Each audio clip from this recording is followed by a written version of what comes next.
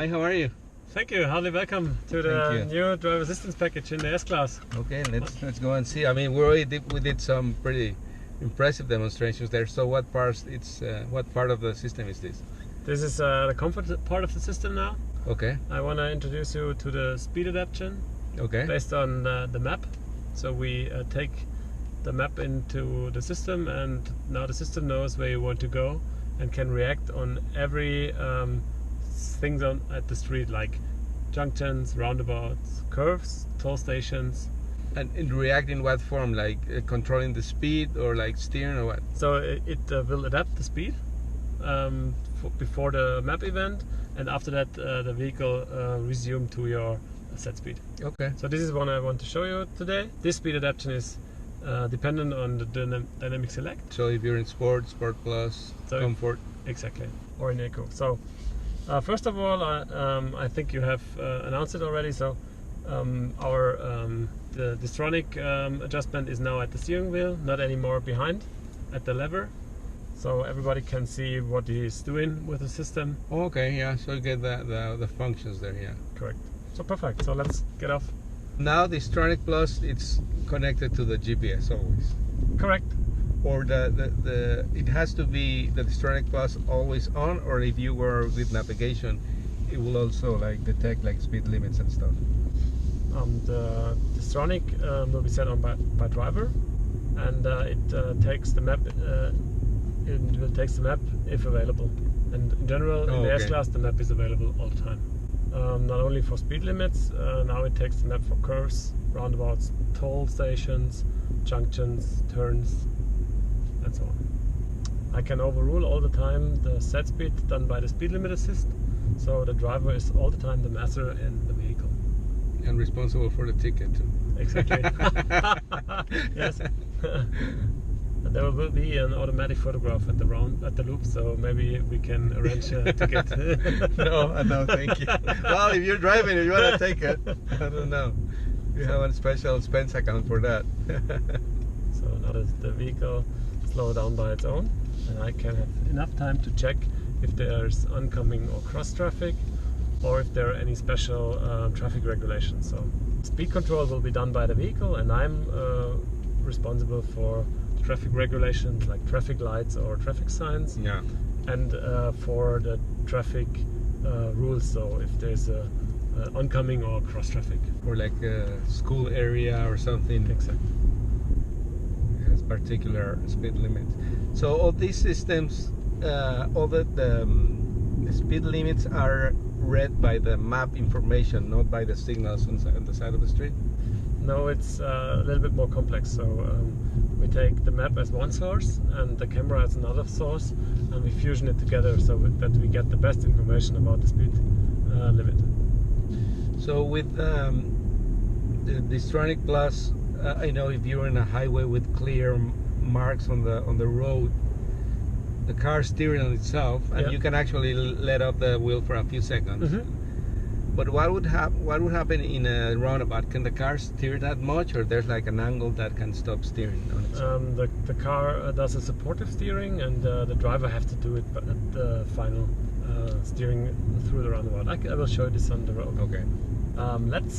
Let's count how often I have to re-engage DISTRONIC at our test drive, and how often, or demo drive, and how often I have to brake or accelerate the system. Okay. So now the vehicle slows down for the T-junction, as you can see here. Mm-hmm. And there's a traffic regulation, it says stop, so I have to brake the vehicle into the stop because of the traffic regulation.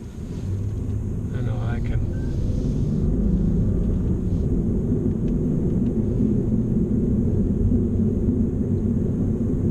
So, as I mentioned before, the system is dependent on the dynamic select. So I now want to change to the Eco mode, because inside the Eco mode, during the Eco mode we do intelligent downhill coasting. Okay. So the vehicle knows out of the map that there will be a downhill route, and decide by its own to switch off the engine. Now the engine is switched off. And 0 RPMs. Correct. And the so system, it not only tells you, helps you for safety, helps you for efficiency too. Exactly. and the engine will be re-engaged. If it is better to charge the battery, then let the vehicle roll, because downhill you can charge the battery. Oh, okay. So if we were like, I mean, we're still in the downhill. Yeah. How come it's not stop the engine now? Because the system now have to brake, and the brake energy is collected to the battery. Okay, so the okay. battery You're will be recharging charged. energy. Correct. Okay, now. So now, and the system brakes now I have to set the speed within 90 kph. Yeah. And the system controls the speed through the curves by its own. So it slows down and accelerates back to my set speed I've set. The system shows me what it for what it will adapt the speed. So the speed will be adjusted for a curvy road now, and it will say me how much it will be adapted. Now close to 90 kph, and after that it goes up to 100 again. And now there's also reading the cars in front of us. Correct. Also, so it's like. And the cars in front of us will be displayed as well if there are any cars. So they will appear directly. Now it's slowing down. Yeah. Now you can see that you have a the car. cars also seen. So now I changed to comfort mode back. So the comfort mode is different to the eco mode. So the braking is a little bit later, but the curve speed is as high as in the eco mode. And again, in this situation, the lines are pretty well marked, so it's like guiding the car pretty much through that, right? Let's show. So this is a very narrow road with huge turnings. So the system supports you very correct. Wow. But it gets on his edge. So the system border is very, very close. So this is why we can reach the system border, not that close, that we will inform the driver that he has to be in loop. Oh, yeah, now he's been informed acoustically that because you need take to care, grab take care. This is my system border. I will let you on a safe trip. So that the driver can feel the system border, that we won't give him the feeling that he's in a highly automatic car, because it's just partly automatic. Mm-hmm. It's an assistance system.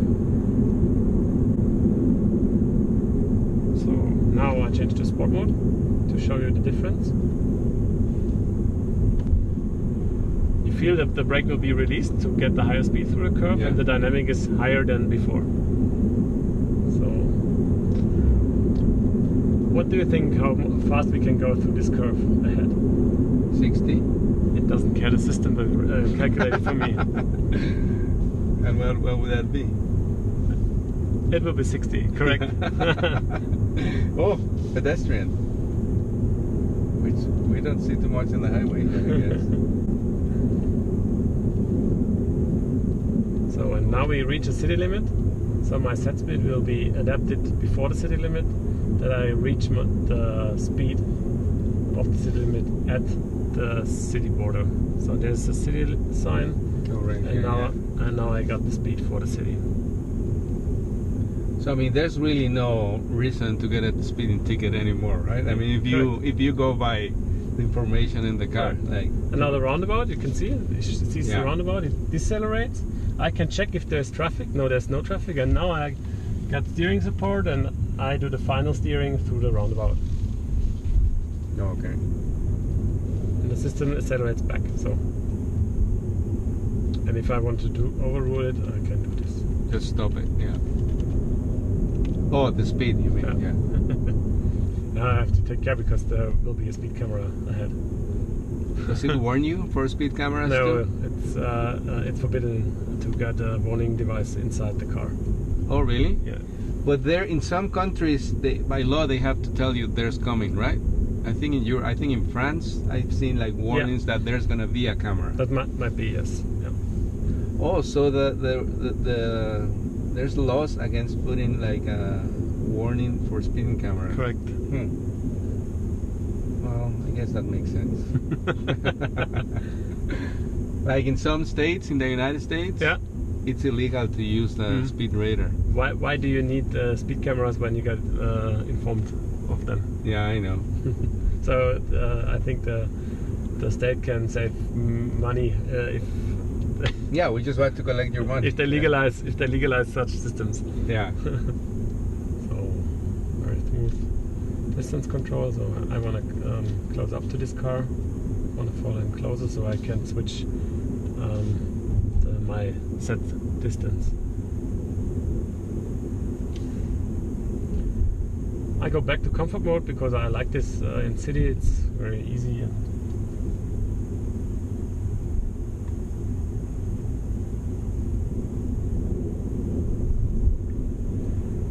There's a T-junction ahead. Let me see. Oh, okay. So the system tells me that there will be a T-junction. Mm-hmm. Correct, there is a T-junction. So the vehicle slows down. If you have put the turn signal, would it help you start steering on that direction or not? No, not because it isn't calculated how, when and how much steering it will be needed. Oh, okay. So now I have re-engaged the system once after more than 10 minutes driving on a rural road. Yeah. In the past it has been much more. I mean, when they say it's like intelligent car, it's really intelligent. More than some drivers, right? Yeah, it is really heavy to calculate the correct speed and the braking point all the time. And yeah. Everybody did it in a special way. And some person get a better feeling for speed and some not.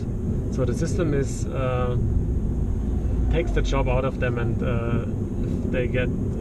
Everybody gets the same feeling how to drive through the curve. Now we got on better roads. It's curvy as well, but it's wider and with good markings. So the system is working really properly. And I want to show you now our hands-off system that informs the driver that he hasn't had his hands at the wheel. So after 30 seconds, the first acoustical warning gets up. And it will be illuminated by a full display and the yellow flashing icon. And what happened if you wouldn't react to that? That is what I want to show you. Oh, okay. So that kind of scenario that we just went through is like, for example, someone might have fainted or had a heart attack or something like exactly, that. Yes. So the car would avoid a much worse. I mean, that's already bad, but it would avoid an accident. Accident with the oncoming traffic or cross traffic or passing the road. So the best thing is then stopping the car. Yeah. In this worst situation, the driver getting a headache. Yeah. Yeah, you don't want to hurt other people. Yeah. So and now I want to show you the active lane change. So we got on a road with more than one lane in my direction, and if I tip the indicator lever, the indicator will be held on during the lane change automatically, and the car will change its lane.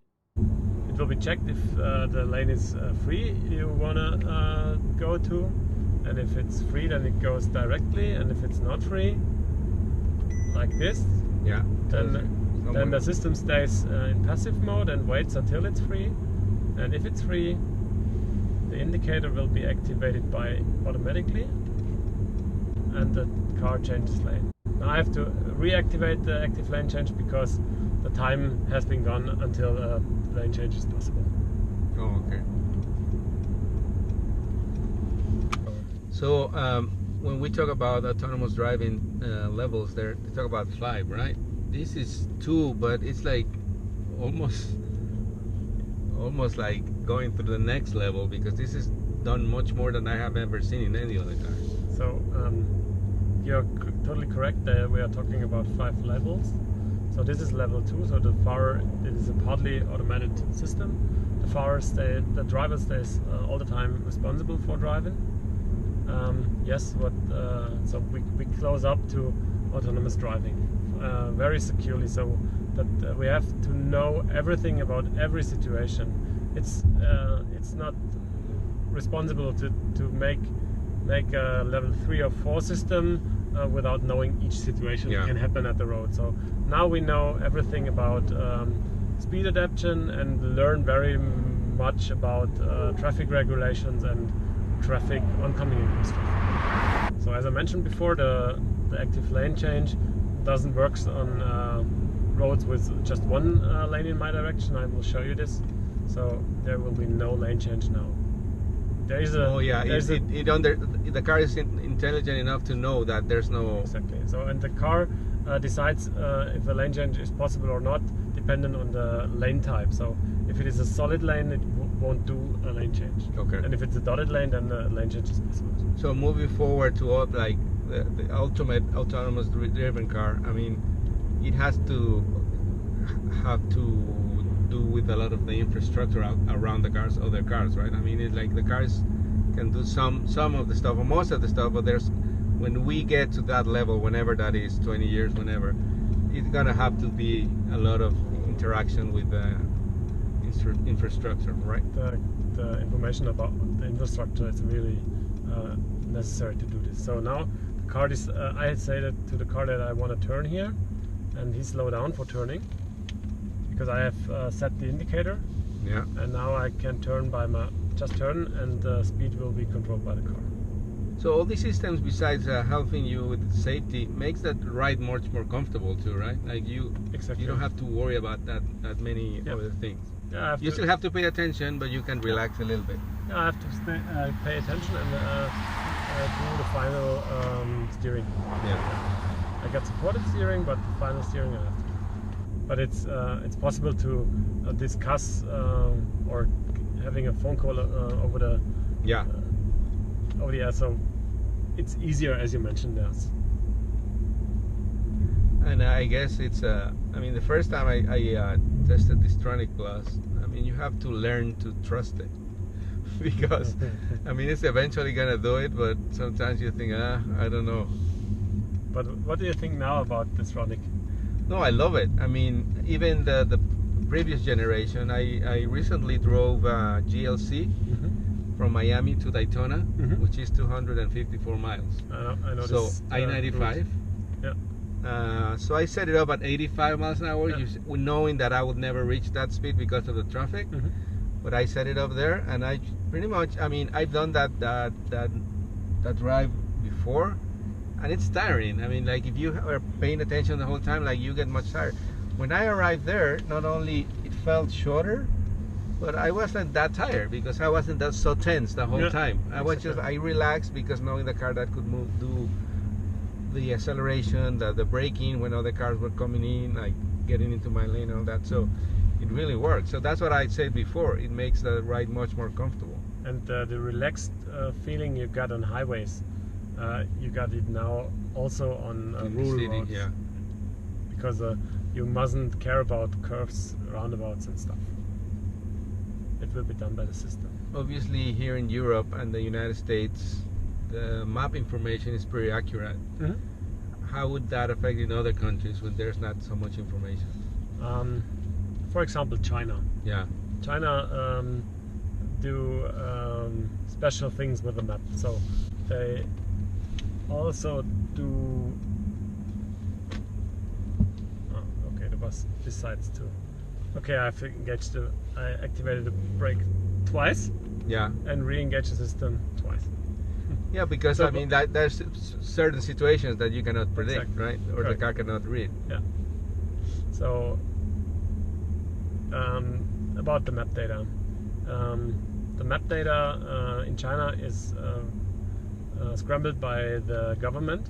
Yeah. So, but the features I've shown you today will be available in China as well. So it will work all over the world. We are working on it on this real goal.